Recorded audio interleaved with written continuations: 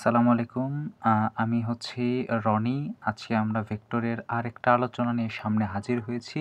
আমাদের সে আলোচনার নাম হচ্ছে উপাংশ। উপাংশ উপাংশ ইংরেজিতে যাকে বলা হয় কি কম্পোনেন্ট। আমরা গত ক্লাসের মধ্যে আমরা ভেক্টরের কি যেন একটা সামান্তরিক সূত্র নিয়ে আলোচনা করেছিলাম। এইবার হচ্ছে আমরা এর পরের একটা টপিক, সেটা হচ্ছে ভেক্টরের উপাংশ। গত আলোচনায় আমরা দেখেছিলাম যে দুইটা ভেক্টরকে যোগ করলে একটা নতুন ভেক্টর পাওয়া যায়। ওই নতুন ভেক্টরকে দুইটা ভেক্টরের কি বলা হয়, যোগফল বা লব্ধি বলা হয়। এখন আমরা বের করব হচ্ছে যে একটা লব্ধিকে ভাঙলে যে সমস্ত জিনিস পাওয়া যায়। গতদিন আমাদের কাছে এ একটা ভেক্টর ছিল এবং বি আরেকটা ভেক্টর ছিল। দুইটা ভেক্টর মিলিত হয়ে আরেকটা নতুন একটা ভেক্টর পেতাম, যাকে আমরা কি লব্ধি বলতাম। আগে আমরা এ আর বি যোগ করে আর বের করতাম, এখন আমরা আর কে ভেঙে এ এবং কি বিতে কনভার্ট করব। বিষয়টা এরকম যে আমি যদি তোমাকে বলি যে তোমাকে আমি 50 দিলাম, তুমি এটাকে ভেঙে দেখাও। তুমি যদি বলো যে ভাইয়া 1 যোগ 49, হ্যাঁ রাইট। আবার তুমি বললা যে না ভাইয়া 2 যোগ 48, এটাও রাইট। আবার বললা যে না ভাইয়া 25 যোগ 25। এই যে একটা জিনিসকে ভেঙে দুইটা বানানো অথবা দুইটা জিনিসকে একত্র করে একটা বানানো, এটাও হচ্ছে একটা কি আমার তোমার কি যেন বলে উপাংশ হিসেবে কাজ করে। এইটা এবং এইটার মধ্যে পার্থক্য হচ্ছে, এটা হচ্ছে স্কেলার, এটা হচ্ছে কি ভেক্টর। ঠিক এরকমই আমাদের কাছে আগে এ আর বি ছিল, আমরা আর বের করছি, এখন আমরা আর দেওয়া থাকবে এ এবং কি বি বের করতে হবে। এখন এই উপাংশ, এই ভেক্টরের উপাংশ নির্ণয়ের যে কৌশলটা, সেই কৌশলের উপর ভিত্তি করে একে দুইটা উপায় কী করা হয়, বের করা হয়। যখন আমার কাছে এ ভেক্টর এবং বি ভেক্টর পরস্পর কি করবে, লম্বভাবে অবস্থান করবে, তখন তাদের উপাংশ বের করতে হয় একটা কৌশলে। আর যদি এ ভেক্টর এবং বি ভেক্টর কি করে, পরস্পর কি করে, লম্বভাবে না থাকে, তখন আমার কি আরেকটা কৌশল কি করতে হবে, অবলম্বন করতে হবে। এখন আমরা দ্বিতীয় কৌশলটা প্রথমে অবলম্বন করব। কেন করব সেটা আমরা এখনই আর কি বুঝতে পারবো। তাহলে আমরা একটা ভেক্টরের উপাংশ নির্ণয় করব। ধরলাম এটা হচ্ছে আমার পি ভেক্টর, এটা কি কিউ ভেক্টর। যেহেতু আমরা গত দিনের আলোচনায় পি এবং কিউ দ্বারা প্রকাশ করছি, এই জন্য একে পি, এটাও কি কিউ, এটাও কি পি, এবং এটার যে লব্ধিটা, সে লব্ধিটা কি ছিল, আমার আর ছিল। এখন এই ভেক্টরটা বা এটা আমি এমনভাবে আর্ট করছি যেখানে পরস্পর দুটো ভেক্টর কি না, লম্ব হিসাবে অবস্থান করতেছে না। এখন এই ক্ষেত্রে ধরলাম এটার মান ধরলাম আলফা, এটার মান ধরলাম বিটা, তাহলে এটা বিটা হলে এটাও কি হবে, বিটা হবে। তাহলে এই কোণের মাপটা কত? এখন আমরা জানি যে আলফা, বিটা এবং এই কোণ, আমরা জানি একটা ত্রিভুজের 3 কোণের সমষ্টি কত হয়, 180 ডিগ্রি। এখন আমি যদি 180 থেকে এই আলফা এবং এই বিটা মাইনাস করি, তাহলে তো কি এই কোণের মাপটা বের হয়ে যায়। তাহলে এই কোণের মাপটা কত হবে, 180 degree minus alpha plus beta. এখন আমার কি দরকার, যে এই পি এবং কিউ বের করা দরকার। এই আর এর সাপেক্ষে, এই আর এর সাপেক্ষে পি এবং কিউর মান কি বের করা প্রয়োজন। এখন আমরা সেই মানটা কি করব, বের করব।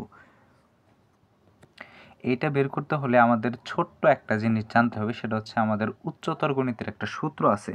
এটা আমি আবার একটু আর্ট করি, যেহেতু আমি পেজ চেঞ্জ করলাম। এটা হচ্ছে পি ভেক্টর, এটা হচ্ছে কিউ ভেক্টর, এটা পি ভেক্টর, সরি এটা কিউ ভেক্টর, এটা কি পি ভেক্টর, আর এটা হচ্ছে আমার আর ভেক্টর। তাহলে এটা আমি আলফা, বিটা, আর এটা হচ্ছে 180 মাইনাস আলফা প্লাস বিটা, তাই না? এটার জন্য আমাদের একটা ছোট্ট ফর্মুলা শিখতে হবে, সেটা কি ত্রিভুজের সাইন ফর্মুলা।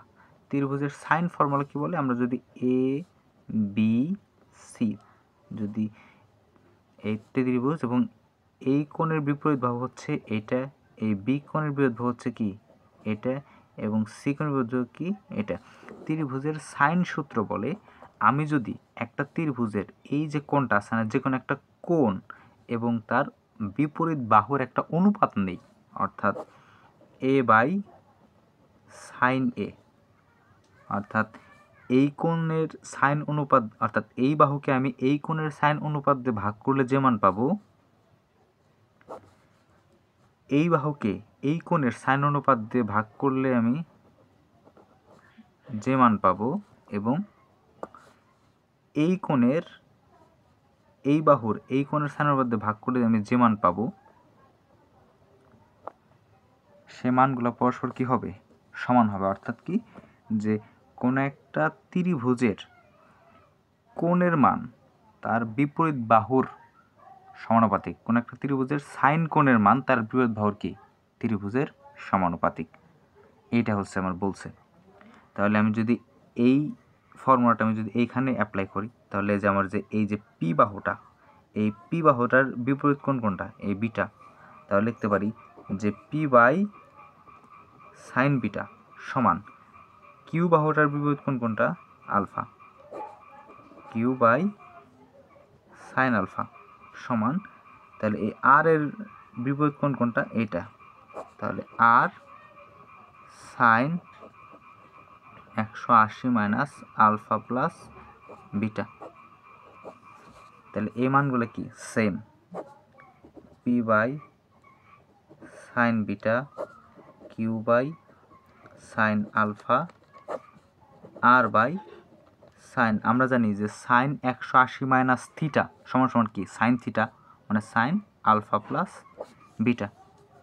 এখন আমরা যদি পির সাথে আর এর সম্পর্ক করি, তাহলে পি এর ভ্যালু আর এর সাপেক্ষে বের করতে পারবো।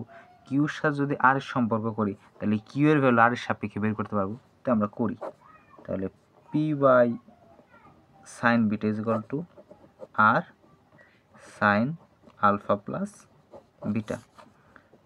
তাহলে আমার পি ভ্যালু কত আছে, আর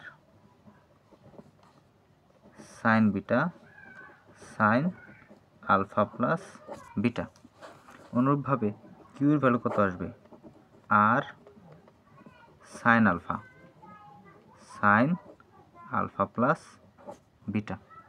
এটা হচ্ছে আমার কি একটা প্রসেস, যে প্রসেসে আমরা কি করলাম, পি এবং কিউর মান কি করলাম, বের করলাম আর এর মান দেওয়া থাকার অবস্থায়। এখন আমরা বের করব হচ্ছে যে প্রথম তো বের করলাম যে আমাদের এই মান দুটো মানে পি এবং কিউ পরস্পর কি ছিল না, লম্ব ছিল না। এখন আমরা বের করব যে যখন পি এবং কিউ পরস্পর কোন অবস্থায় থাকবে, লম্ব অবস্থায় থাকবে, তখন আমরা কিভাবে আমার উপাংশের মানটা হয় সেটা আমরা কি করব, নির্ণয় করব। এই যে এই চিত্রে আমরা যেভাবে অঙ্কন করছি তখন সেভাবে দেখা যায় যে পি এবং কিউ পরস্পর কি থাকে, লম্বভাবে অবস্থান করতেছে। এটাকে আমি আলফা ধরলে এইটার মান কত হবে, আমরা জানি যে এই কোণের মান কত, 90 ডিগ্রি, তো 90 minus alpha, 90 degree minus alpha, এটার মান কত আসবে, 90 ডিগ্রি মাইনাস আলফা। কেন, কারণ এই পুরাটা কত, 90 ডিগ্রি, 90 থেকে আলফা বিয়োগ করছি, 90 ডিগ্রি মাইনাস আলফা। তাহলে এই কোণ যদি 90 ডিগ্রি মাইনাস আলফা হয়, এই কোণের ভ্যালু কত হবে, 90 ডিগ্রি মাইনাস আলফা, এটা হবে। তাহলে আমরা আগে একটা ফর্মুলা শিখছিলাম যে পি ইজ ইকুয়াল টু কত, R sine beta sine alpha plus beta. তাহলে আর সাইন বিটা মানে কি, বিটা মানে কি এই কোণ ধরছিলাম না এর আগে, মানে এটা বিটার পরিবর্তে কি বসাবো, 90 ডিগ্রি মাইনাস আলফা, আর আলফা প্লাস বিটা সাইন, তাহলে এই কোণ যদি 90 ডিগ্রি হয়, তাহলে এই কোণ আর এই কোণ কত ডিগ্রি হবে, 90 ডিগ্রি হবে। এটা আমরা ইজিলি বের করতে পারি, অথবা আমরা এখানে ভ্যালু বসে দেব যে আলফা প্লাস বিটার ভ্যালু কত, 90 degree minus alpha, 90 degree minus alpha বসাই দিলাম। তাহলে আর আমরা জানি যে সাইনের সাথে 90 অনুপাত থাকলে সাইনটা কি হয়ে যায়, কজ হয়ে যায়। তাহলে আর কজ আলফা, আর এখানে এ alpha cancel out, sine 90 degree, sine 90 value কত, 1, তাহলে আর কজ আলফা। পি এর ভ্যালু আমার কত বের হলো, আর কজ আলফা। অনুরূপভাবে আমি এখানে কিউর ভ্যালুটা বের করতে পারি। কিউ ইজ ইকুয়াল টু কি লিখছিলাম, যে R sine alpha sine alpha plus beta. তাহলে আর সাইন আলফা, যেহেতু আমার আলফার ভ্যালু দেওয়া আছে, সুতরাং আমরা কী করব না, এখানে আলফাকে যা আছে সেভাবেই রাখবো। তাহলে আর sine alpha, sine alpha plus বিটার মান কত, 90 ডিগ্রি মাইনাস আলফা, আর sine alpha, sine alpha alpha কাটা গেলে 90 ডিগ্রি।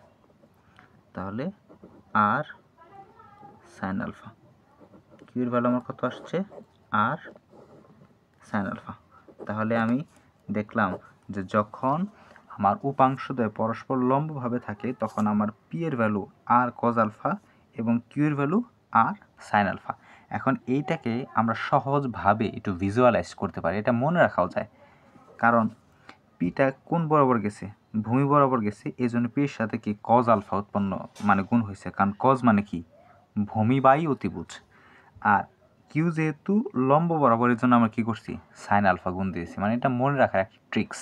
তাহলে আমরা যে আলোচনাটা আজকে শিখলাম সেটা কি শিখলাম, যে উপাংশ বের করার কৌশল, যে ক্ষেত্রে উপাংশগুলো একবার 90 ডিগ্রি অবস্থায় থাকে, একবার কি 90 ডিগ্রি অবস্থায় থাকে না। আশা করি ভিডিওটা ভালো লাগছে। আজকের এই পর্যন্তই, আজকে আর বেশি আলোচনা করব না, আগামী দিনের পরের টপিকস নিয়ে ইনশাআল্লাহ আলোচনা করব।